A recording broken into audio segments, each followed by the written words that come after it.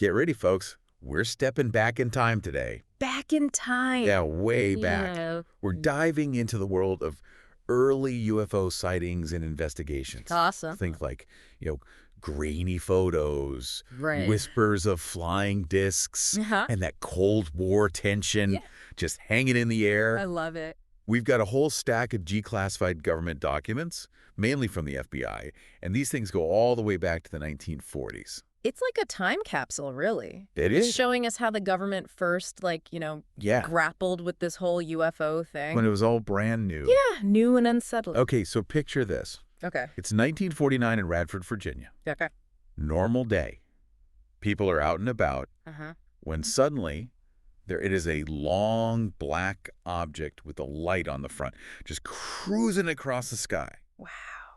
And the witnesses, they're saying it's unlike anything they've ever seen. I bet. And this wasn't just some one-off, like some isolated incident. All right. Reports like this were popping up all over the country. Really? Oh yeah, the newspapers, they went crazy with it. I bet they did. Headlines like, "These flying discs are at it again." Catchy. And Oh, yeah. "Devil ship scares pilots." Oh, wow. The public was captivated, Of course. and in some cases, terrified. Yeah, you can imagine the rumors just swirling around. Oh, I bet. Water cooler talk back then. Clearly. But it wasn't just the public buzzing about this. The Nah. government started paying attention too. So you might assume they jumped right into, full-blown X-Files mode. Right. But their initial reaction was actually pretty skeptical. Really? Yeah, the Air Force in particular. Okay. They were tasked with investigating these reports, and they were determined to find, rational, down-to-earth explanations. Thanks. So were they writing off most of these sightings as, weather balloons? Weather balloons were a popular explanation for sure. Right. But take, for example, a sighting near Camp Hood, Texas. Witnesses described an object the size of a basketball, reddish-white in color, followed by a fire trail. Followed by a fire trail. Yeah. That sounds a bit more traumatic than your average weather balloon. Well, that's where things get more complex. Okay. While a lot of reports could be explained away as just misidentified objects, some sightings, they displayed these characteristics that were harder to dismiss. Like what? High speed, unusual maneuverability, Right. flight patterns unlike any known aircraft. And remember, this is the peak of the Cold War. Oh, right. So I'm guessing that context added a whole other layer of complexity to these investigations. Absolutely. The possibility that these objects could be advanced Soviet technology. Oh, wow. Maybe even, as some documents called them, man-made missiles. So instead of laughing it off as little green men, Right. they were starting to worry about, little red spies in the sky. Exactly. So this shift from debunking to seriously considering a potential threat, Yeah. that was driven by a number of factors. It was, and we can see it in the documents themselves. So let's unpack this. What made the government go from, it's just a weather balloon to, wait, are we dealing with Soviet spy tech here? Well, one key factor was the location of some of these sightings. Got They it. weren't just happening in random fields or over sleepy towns. Right. We see reports clustering around sensitive military installations. Okay. Places like Oak Ridge, Tennessee, a key site for the Manhattan Project. Whoa, so they're seeing these unexplained objects near where they're developing atomic weapons? They were. That's got to raise the stakes a bit. It certainly did. And it wasn't just Oak Ridge. No. Similar reports came from Los Alamos, New Mexico. Right, another critical location for the atomic bomb program. Exactly. So this proximity to top secret sites, coupled with the seemingly advanced capabilities of these objects, Yeah. led some officials to believe they could be Soviet reconnaissance craft, Oh. or even worse. Okay, you got to tell me, what's the even worse scenario they were imagining? The term that starts appearing in memos around this time Yeah. is atomic energy. They thought the Soviets might have figured out how to build atomic-powered UFOs. I did. Was that even remotely plausible back then? Oh, remember, this is just a few years after Hiroshima and Nagasaki. Right. Atomic energy was the hot new technology. Yeah. And it was natural to assume that the Soviets, just like the U.S., were trying to weaponize it. Right. The feasibility of applying that technology to aircraft, of course, was a matter of debate. So they were dealing with this unknown phenomenon in the sky and the unknowns of this brand new, terrifyingly powerful technology. Right. I could see how that would create some serious tension within the government. Absolutely. You can practically feel that tension in these documents. Really? You have memos urging further investigation, others trying to downplay the whole thing, Right. and just a general sense of uncertainty about how to even approach this issue. It's like they're trying to fit this puzzle together without even knowing what the final picture is supposed to look like. Exactly. Were there any cases that stand out as particularly puzzling or alarming during this early period? There's one case that really captures the mix of public fascination, Right. government intrigue, and the difficulty of separating fact from fiction that really defined this era. Okay, what is it? It involved a supposed recovered disc in the California desert. Okay, now that sounds like something straight out of a movie. It does, doesn't it? Tell me more about this recovered disc. So in December 1948, a businessman claimed to have found a crashed flying disc in the California desert. Okay. He even took photos. Wow. And get this, he described the object in detail, mentioning things like a leading edge and rocket cartridges on the wingtips. For our listeners who aren't, aerospace engineers, Right. can you break down what those terms actually mean? Sure. And what did the government make of all this? Did they send in the men in black? Well, the leading edge refers to the front part of a wing, Okay. or airfoil. Uh-huh. In this case, the businessman was suggesting that this disc had aerodynamic features similar to an aircraft. Okay. As for rocket cartridges, he was likely referring to some type of propulsion system. So this wasn't just some vague bright light in the sky report. Nope. This guy was claiming to have found a crashed structured object with possible propulsion systems that had to get the government's attention. It did. The FBI initially took the report seriously enough to dispatch agents to investigate. I can only imagine what those agents were thinking as they headed out to the desert. Yeah. Did they find anything? Well, this is where the case takes a turn for the mundane. What? The object turned out to be a discarded experimental kite. Oh, man. Talk about a letdown. I know. But it seems like these sorts of misidentifications were pretty common back then, right? They were. So if they were debunking so many reports, why the continued concern about Soviet involvement?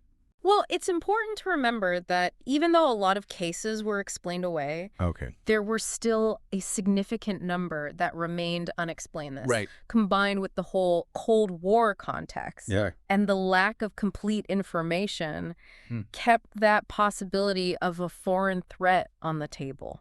It's like that feeling when you check under the bed for monsters, don't find anything, but still can't shake that uneasy feeling. Exactly. And that feeling, that lingering uncertainty, is what drove the government to keep digging, to keep searching for answers. So what happened next? Wow. Did the FBI just keep chasing down every UFO report, or did their approach change? Well, their approach did evolve. How so? Remember how we talked about sightings near sensitive sites? Well, that's where things get really interesting. Okay. In the late 1940s, something shifted. What happened? The FBI actually scaled back its direct involvement in UFO investigations. Wait, really? If they were so worried about Soviet spy tech, why would they pull back? I know, it seems counterintuitive. Would it make sense? But it makes sense. If you look at the bigger picture, the FBI, they determined that most reports could be explained as natural phenomena or just misidentified objects. And any potential threat from, foreign missiles, they argued, fell outside their jurisdiction. So they basically said, this isn't our problem anymore. Essentially, yes. Someone else deal with it. Right.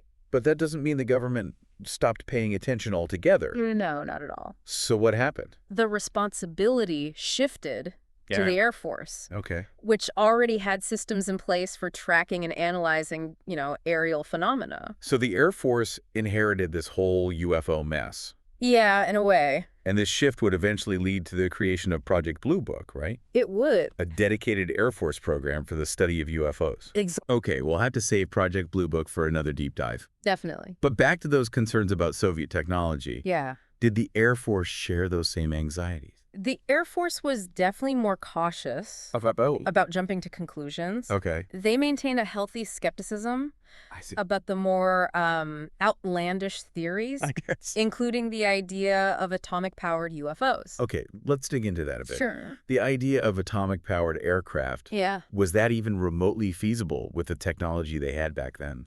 It was certainly a bold concept. Yeah. And frankly, more science fiction than science fact at the time. Right. Remember, we're talking about the very early days of nuclear technology. Of course. Even the U.S., with the Manhattan Project and all its resources, was still grappling with the complexities of harnessing atomic energy. So how did they think these hypothetical Soviet atomic UFOs would actually work? Right. What was the theory? The specifics, of course, were unknown. Right. And highly speculative. Yeah. But some theorize that a controlled nuclear reaction could be used to generate vast amounts of heat. Okay. Which could then be converted into thrust. I'm trying to picture it. Yeah. A nuclear reactor strapped to a flying disc. It does sound a bit like a comic book, doesn't it? It does. But remember, Yeah. this was a time when technological advancements were happening at a rapid pace. Right. The world had just witnessed the devastating power of atomic bombs. Yeah. The possibility of harnessing that same energy for propulsion, however far-fetched, Right. was not entirely dismissed. It's fascinating how the context of the time shapes our understanding of what's possible, isn't it? It is. What seems ludicrous now might have been a serious consideration back then. Exactly. And it's this interplay of scientific possibility, Cold War paranoia, and genuine curiosity that makes this era so captivating. It does. But were there any real concrete reasons to believe that the Soviets were that far ahead in atomic technology? Or was it mostly just speculation and fear-mongering? There was definitely an element of fear-mongering, for sure, fueled by the Cold War rivalry. Right. But it's important to remember that intelligence gathering was also a major factor. Of course. The U.S. was constantly trying to assess Soviet capabilities and anticipate their next move. Makes sense. If you're in a technological arms race, Right. you're going to be extra sensitive to any hint that the other side might be gaining an advantage. Precisely. And remember, this was before the era of satellite reconnaissance. There were limits to what the U.S. could actually know about Soviet activities. Okay. This information gap, combined with some genuinely unexplained sightings, created fertile ground for speculation and anxiety. So what we're seeing here is a complex mix of factors. It is. Scientific advancements, political tensions, intelligence gaps, and the very human need to explain the unexplainable. And it's through this lens that we need to view these early UFO investigations. Okay. It wasn't simply a matter of believers versus skeptics. Right. There were genuine concerns about national security, attempts to apply scientific reasoning to unknown phenomena, and yes, a certain amount of Cold War paranoia that fueled the speculation. It sounds like those tasked with investigating these sightings had a pretty tough job. I think so. They were dealing with incomplete information, pressure from the public and the government, and a phenomenon that defied easy explanation. It was definitely a challenging situation. One that required them to balance skepticism with a willingness to consider possibilities that might seem outlandish at first glance. But did they ever find any hard evidence to support the idea that some of these UFOs were actually Soviet technology? Well, despite ongoing investigations and analysis of numerous sightings, concrete proof remained elusive. And eventually, even the Air Force, which had taken over the reins from the FBI, began to shift its focus. What do you mean by shift its focus? Well, did they just give up on trying to figure out what these things were? Not exactly. Okay. But their priorities started to change. In what way? Instead of focusing primarily on the potential threat posed by UFOs, they began to place more emphasis on debunking hoaxes and educating the public about misidentified objects. So they went from, are these Soviet weapons, to let's calm everyone down and explain why that light in the sky is probably just Venus. Essentially, yes. Okay. And this shift in approach reflected a growing understanding of the UFO phenomenon, one based on years of accumulated data and analysis. So even though they didn't have all the answers, they were starting to get a better handle on what UFOs weren't. Exactly. And this more nuanced understanding would eventually inform the creation of Project Blue Book. Right, the Air Force's long-running program for the systematic study of UFOs. Exactly. But as you mentioned, that's a story for another deep dive. It is. Okay, I'm already intrigued. I know that. But before we jump ahead, let's bring it back to the core question. Okay. What does all this tell us about those early years of the UFO phenomenon?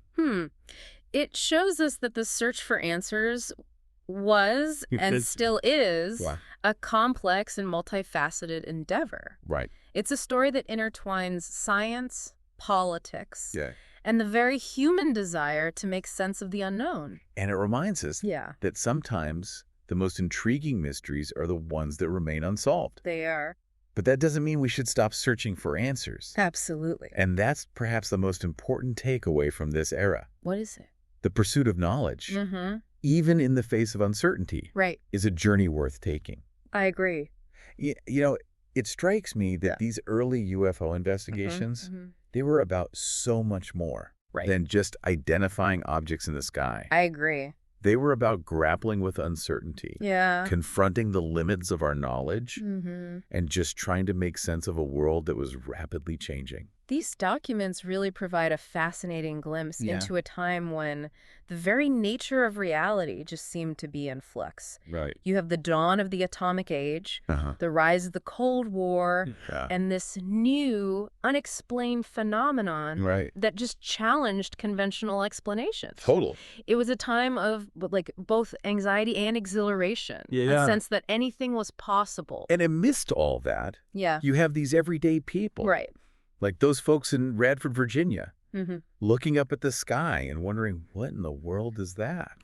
Their experiences, and countless others like them, really highlight the human element of this story. Totally. It's a reminder that behind all the government memos and scientific analyses, there are real people who had their worldview shaken by something they couldn't explain. It makes you wonder, what would it have been like to be alive back then? Right. To be confronted with something so strange, Yeah. so utterly unknown. It must have been both terrifying and exhilarating. Right. Imagine that sense of wonder, the possibility that we might not be alone in the universe, but also the fear, the potential threat that these unidentified objects might represent. Yeah, it's like we're peering through a window into the past, seeing how people grappled with these same questions that continue to fascinate us today. And that's what makes these early UFO investigations so relevant, even decades later.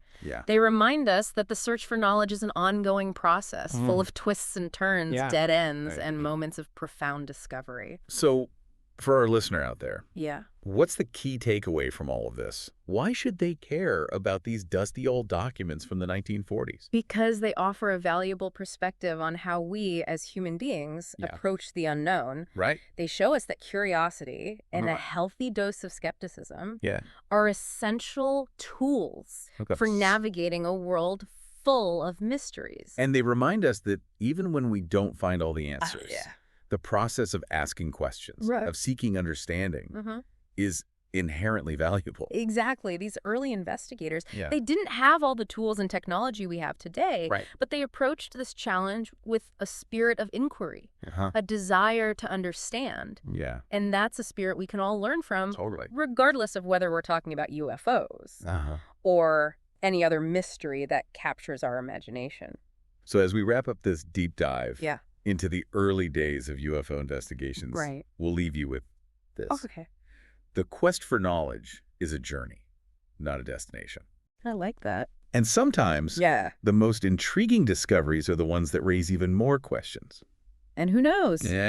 Maybe you, our listener, will be the one to uncover the next piece of the puzzle. Right. The truth is out there. It is. Waiting to be discovered.